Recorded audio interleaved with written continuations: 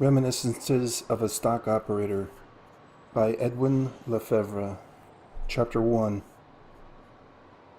I went to work when I was just out of grammar school. I got a job as a quotation board boy in a stock brokerage office. I was quick at figures. At school, I did 3 years of arithmetic in one. I was particularly good at mental arithmetic. As quotation board boy, I posted the numbers on the big board in the customer's room. One of the customers usually sat by the ticker and called out the prices. They couldn't come too fast for me. I've always remembered figures. No trouble at all. There were plenty of other employees in that office.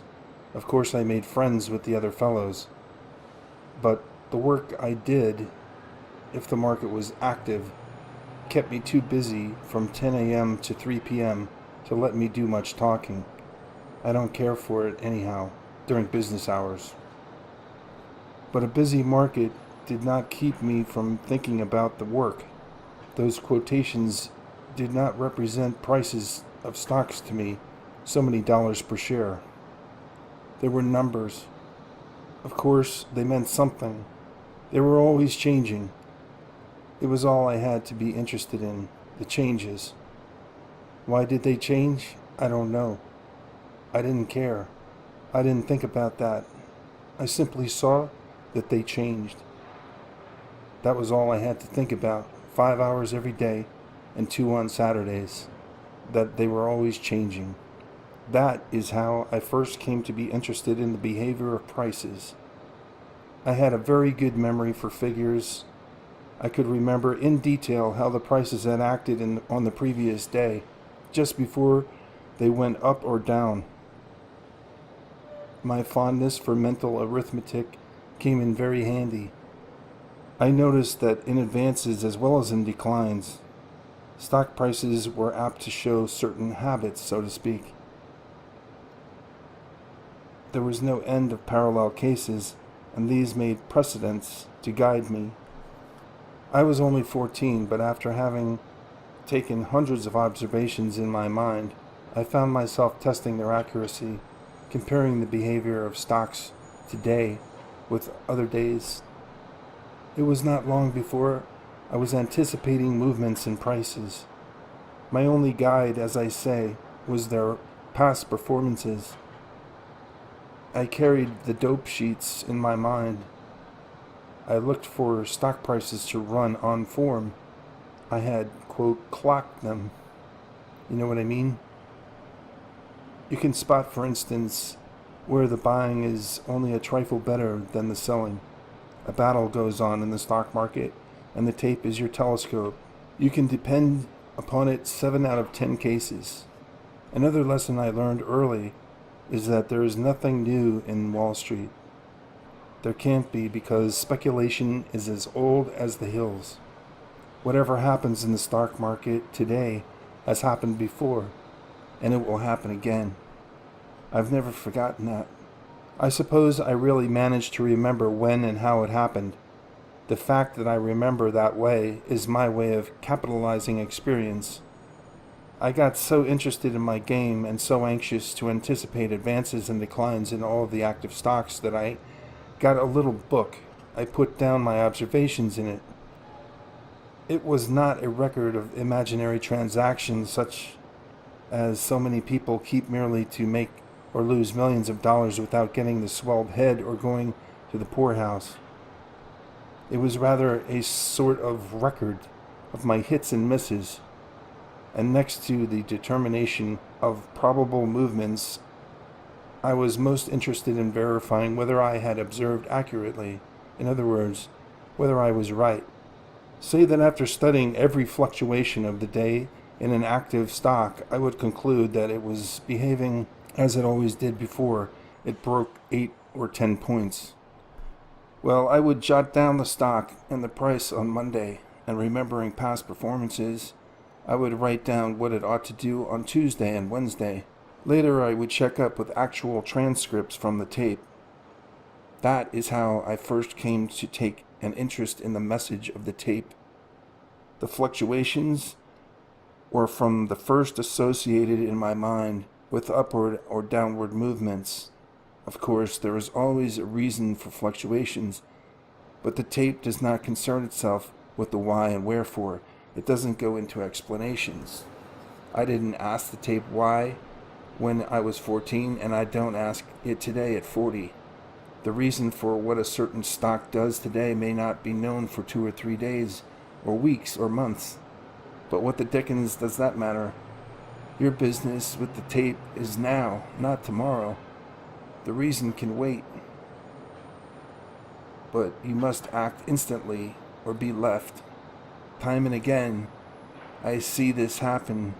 You'll remember that Hollow 2 went down 3 points the other day, while the rest of the market rallied sharply. That was the fact. On the following Monday, you saw that the directors passed the dividend. That was the reason. They knew what they were going to do, and even if they didn't sell the stock themselves, they at least didn't buy it. There was no inside buying, no reason why it should not break. Well, I kept up my little memorandum book perhaps 6 months. Instead of leaving for home the moment I was through with my work, I'd jot down the figures I wanted and would study the changes, always looking for the repetitions and parallelisms of behavior, learning to read the tape, although I was not aware of it at the time. One day, one of the office boys, he was older than I, came to me where I was eating my lunch and asked me on the quiet if I had any money. "Why do you want to know?" I asked. "Well," he said, "I've got a dandy tip on Burlington. I'm going to play it if I can get someone to go in with me." "How do you mean play it?" I asked. To me, the only people who played or could play tips were the customers, old jiggers with oodles of dough. Why, it cost hundreds, even thousands of dollars to get into the game. It was like owning your private carriage and having a coachman who wore a silk hat. "That's what I mean, play it," he said. "How much you got?" "How much you need?" "Well, I can trade in 5 shares by putting up $5. "How are you going to play it?" "I'm going to buy all the Burlington the bucket shop will let me carry with the money I give him for margin," he said. "It's going up sure. It's like picking up money. We'll double ours in a jiffy."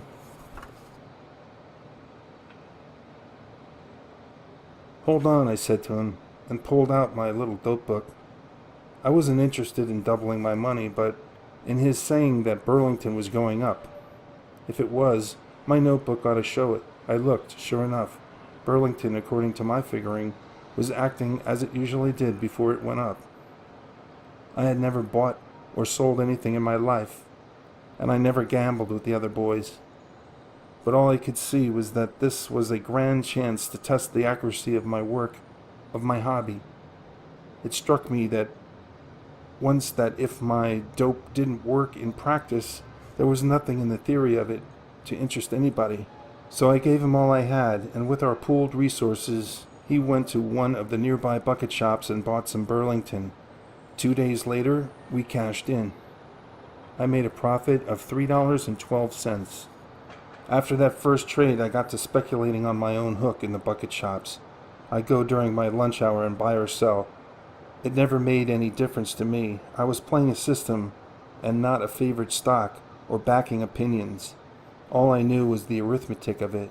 As a matter of fact, mine was the ideal way to operate in a bucket shop, where all that a trader does is bet on fluctuations as they are printed by the ticker on the tape. It was not long before I was taking much more money out of the bucket shops than I was pulling down from my job in the brokerage office, so I gave up my position. My folks objected, but they couldn't say much when they saw what I was making. I was only a kid, and office boy wages were not very high. I did mighty well on my own hook. I was 15 when I had my first 1,000 and laid the cash in front of my mother. All made in the bucket shops in a few months, besides what I had taken home. My mother carried on something awful. She wanted me to put it away in the savings bank out of reach of temptation. She said it was more money than she had ever heard any boy of 15 had made, starting with nothing. She didn't quite believe it was real money. She used to worry and fret about it, but I didn't think of anything except that I could keep on proving my figuring was right. That's all the fun there is, being right by using your head. If I was right when I tested my convictions with 10 shares, I would be 10 times more right if I traded in 100 shares. That is all that having more margin meant to me. I was right more emphatically. More courage? No. No difference. If all I have is $10 and I risk it, I am much braver than when I risk $1 million if I have another $1 million salted away. Anyhow, at 15 I was making a good living out of the stock market. I began in the smaller bucket shops where the man who traded in 20 shares at a clip was suspected of being John W. Gates in disguise or J.P. Morgan traveling incognito. Bucket shops in those days seldom lay down on their customers. They didn't have to. There were other ways of parting customers from their money, even when they guessed right. The business was tremendously profitable when it was conducted legitimately, I mean straight. As far as the bucket shop went, the fluctuations took care of the shoestrings. It doesn't take much of a reaction to wipe out a margin of only 3/4 of a point. Also, no Welshers could ever get back in the game. Wouldn't have any trade. I didn't have a following. I kept my business to myself. It was a one-man business anyhow. It was my head, wasn't it? Prices either were going the way I doped them out without any help from friends or partners, or they were going the other way, and nobody could stop them out of kindness to me. I couldn't see where I needed to tell my business to anybody else. I've got friends, of course, but my business has always been the same, a one-man affair. That is why I have always played a lone hand. As it was, it didn't take long for the bucket shops to get sore on me for beating them. I'd walk in and plank down more margin, but they'd look at it without making a move to grab it. They'd tell me there was nothing doing. That was the time they got to calling me the boy plunger. I had to be changing brokers all the time, going from one bucket shop to another. It got so that I had to give a fictitious name. I'd begin light, only 15 or 20 shares. At times, when they got suspicious, I'd lose on purpose at first and then sting them properly. Of course, after a little while, they'd find me too expensive and they'd tell me to take my business elsewhere and not interfere with the owner's dividends. Once, when the big concern I'd been trading with for months shut down on me, I made up my mind to take a little more of their money away from them. That bucket shop had branches all over the city, in hotel lobbies and in nearby towns. I went to one of the hotel branches and asked the manager a few questions and finally got to trading. But as soon as I played an active stock my special way, he began to get messages from the head office asking who it was that was operating. The manager told me what they asked him, and I told him my name was Edward Robinson of Cambridge. He telephoned the glad news to the big chief, but the other end wanted to know what I looked like. When the manager told me that, I said to him, "Tell him I am a short, fat man with dark hair and bushy beard." But he described me instead, and then he listened and his face got red, and he hung up and told me to beat it. "What did they say to you?" I asked him politely. "They said, 'You blankety-blank fool, didn't we tell you to take no business from Larry Livingston? And you deliberately let him trim us out of $700. He didn't say what else they told him. I tried the other branches, one after another, but they all got to know me, and my money wasn't any good in any of their offices. I couldn't even go in to look at the quotations without some of the clerks making cracks at me. I tried to get them to let me trade at long intervals by dividing my visits among them. but that didn't work. Finally, there was only one left to me, and that was the biggest and richest of all, the Cosmopolitan Stock Brokerage Company. The Cosmopolitan was rated A1 and did an enormous business. It had branches in every manufacturing town in New England. They took my trading all right, and I bought and sold stocks and made and lost money for months. But in the end, it happened with them as usual. They didn't refuse my business point blank as the small concerns had. Oh, not because it wasn't sportsmanlike, but because they knew it would give them a black eye to publish the news that they wouldn't take a fellow's business just because that fellow happened to make a little money. But they did the next worst thing. That is, they made me put up a 3-point margin and compelled me to pay a premium at first of a half point, then a point, and finally a point and a half. Some handicap that. How? Easy. Suppose steel was selling at 90 and you bought it. Your ticket read normally, bought 10 steel at 90 and 1/8.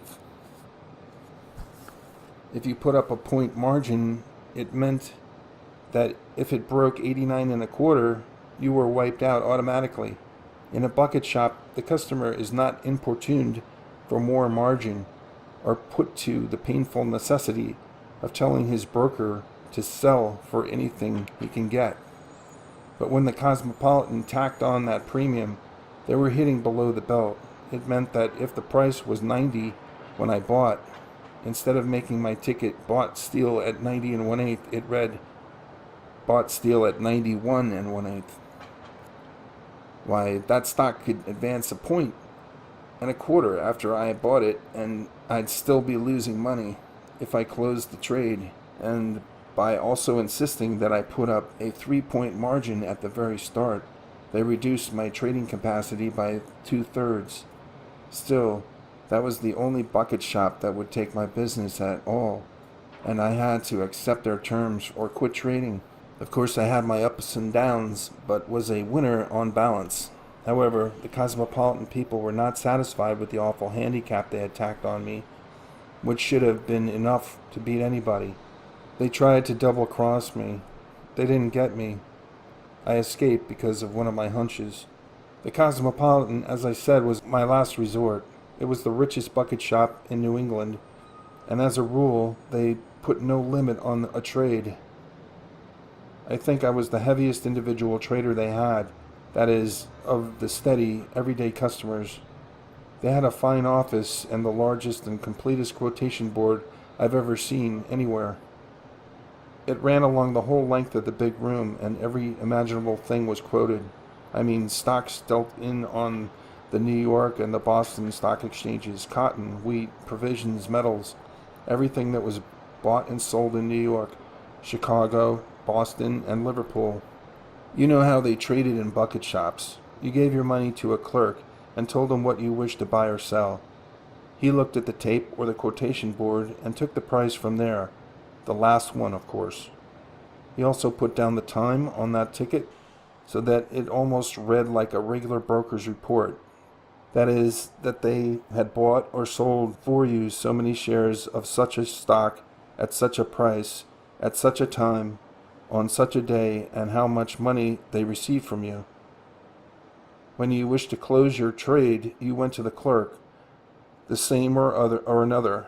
It depended on the shop, and you told him. He took the last price, or if the stock had not been active, he waited for the next quotation that came out on the tape.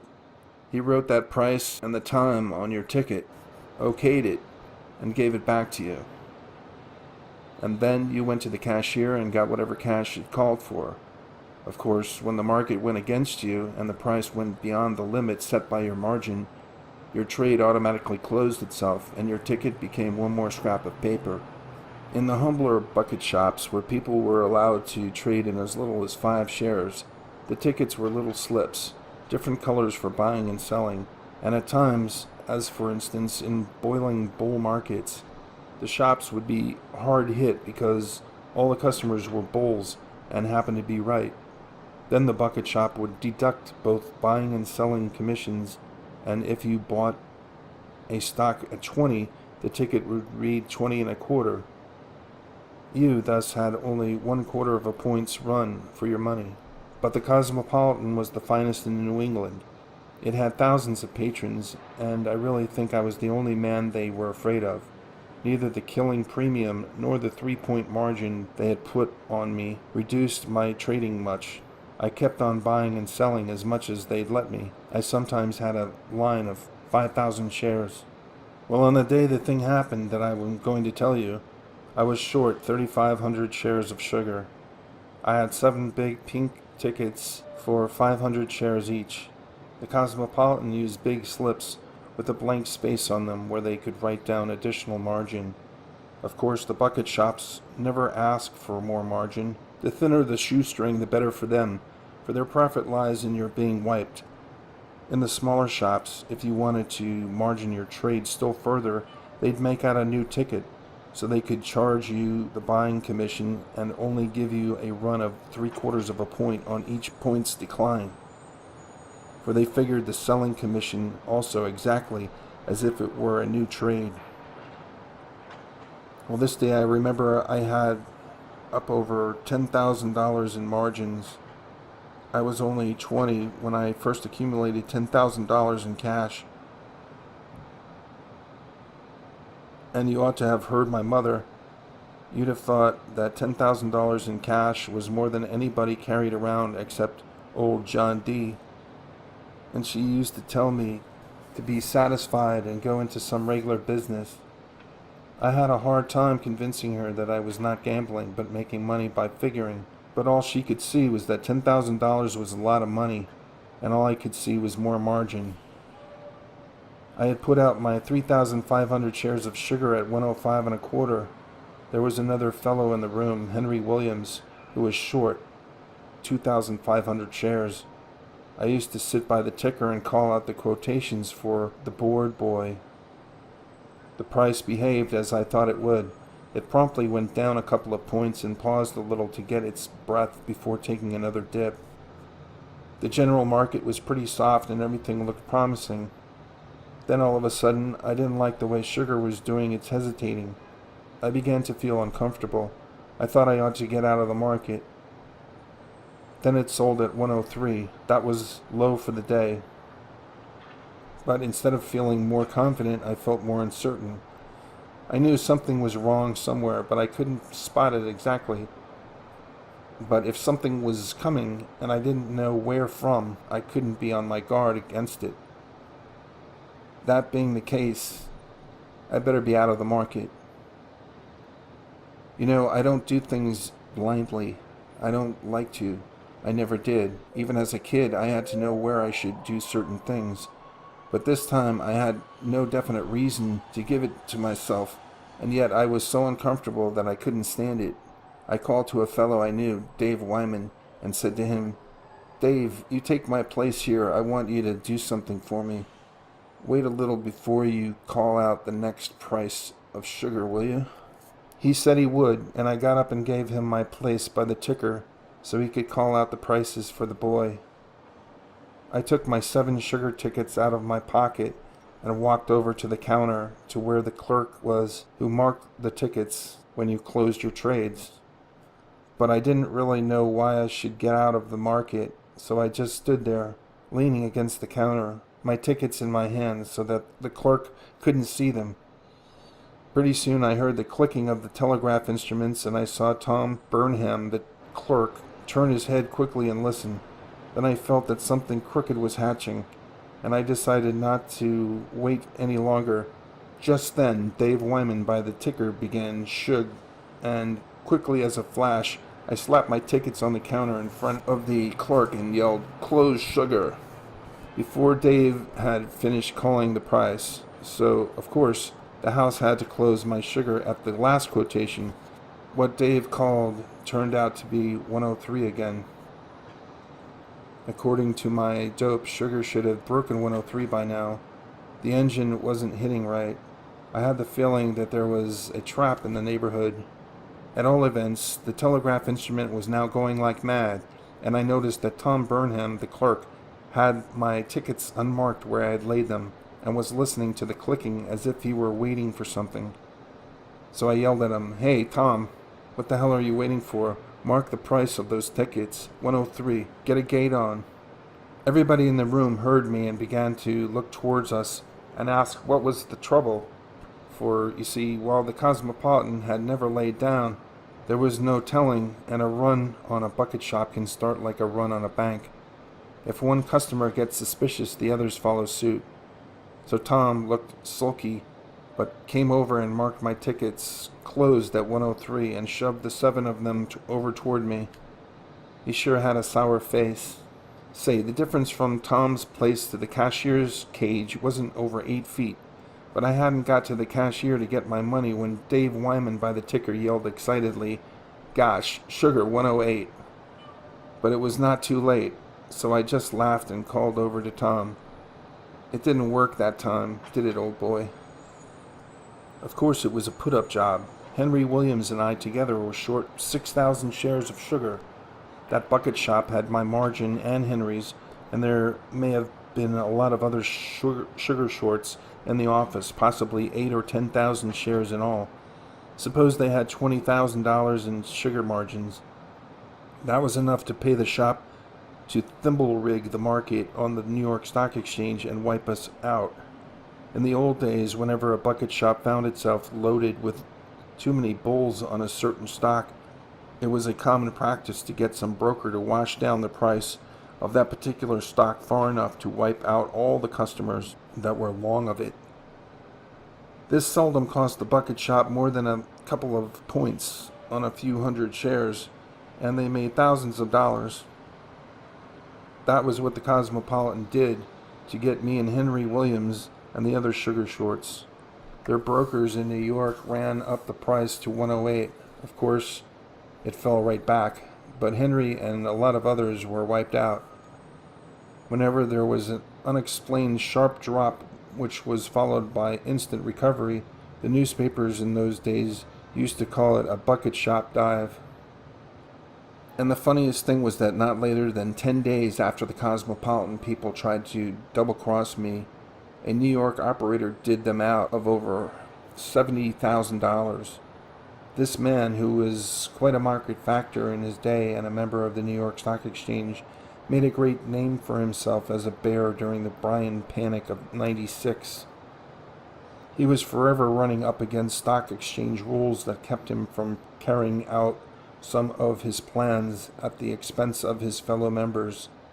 One day he figured that there would be no complaints from either the exchange or the police authorities if he took from the bucket shops some of their ill-gotten gains.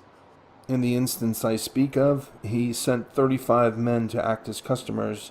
They went to the main office and to the bigger branches.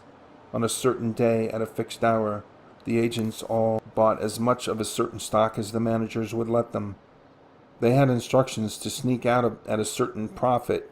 Of course, what he did was to distribute bull tips on the stock among his cronies, and then he went into the floor of the stock exchange and bid up the price, helped by the room traders, who thought he was a good sport.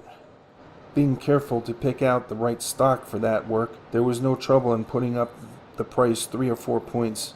His agents at the bucket shops cashed in as prearranged.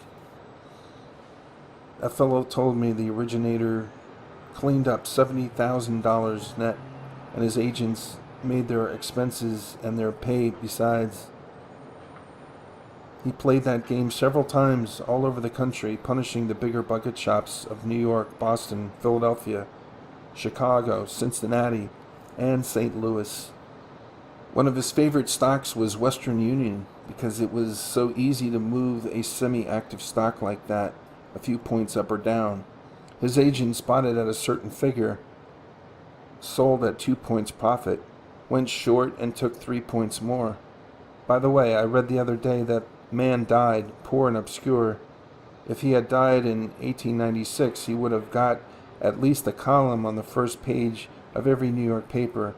As it was, he got 2 lines on the 5th.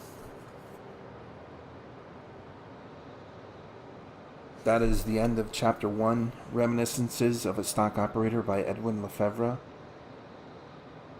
Stay tuned for Chapter 2.